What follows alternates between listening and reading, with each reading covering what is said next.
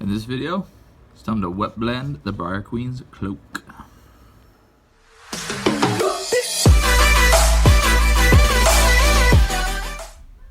Alright, we base coated this already with a dark red.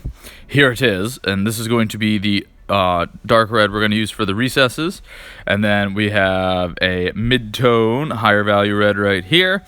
And our highlight is going to be this red of even higher value. And I'm going to be putting some retarder medium in all of these on my wet palette. And same thing that we've been doing all along. I'm going to start with the darker red here on the bottom. And then I am not going to clean my brush. I'm going to go get some of my mid-tone and paint through that transition. Work my way up. And then as we're going up the miniature, I'm going to take that darker red, paint it into the recesses.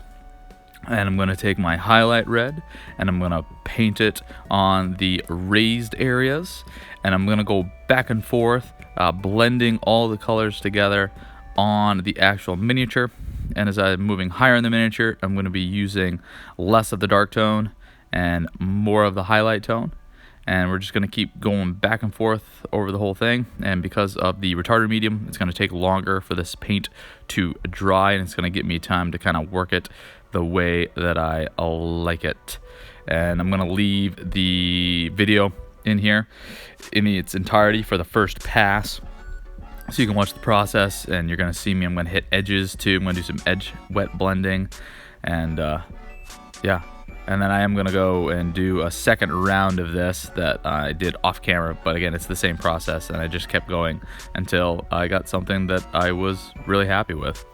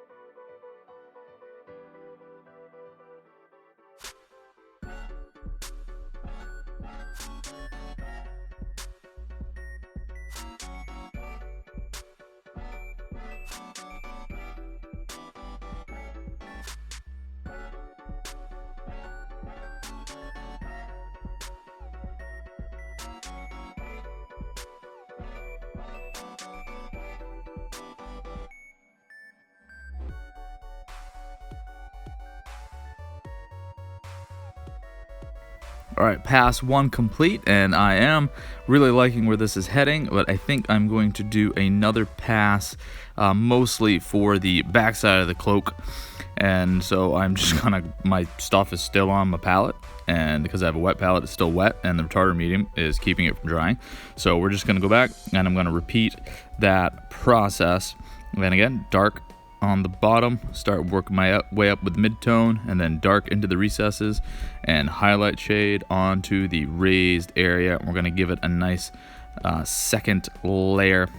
I'm being more selective this time, where I'm not painting all the way up onto the raised areas with the dark tones and that kind of stuff. All right, well, that's drying. I'm going to hit the inner underside, whatever this is in the front here, with this wash to make this the darkest section possible. And with that, I'm pretty much done with what I want to do here. Alright, very happy with this. I probably will not do the dry brush wash treatment on this one, because I think I'm going to be happy with how it comes out. I may come back and do some glazing on that big billowy part right on the bottom there, but I'm going to let it set for overnight, and once it all dries, see how I feel about it. I could probably just leave it, or if I want to push it a little bit more, I can do that, because I can do whatever I want. That is how I've been hobbying lately. Please let me know how you've been hobbying lately down in the comments below. If you like this video, please give it a thumbs up. If you'd like to get daily hobby videos, consider subscribing.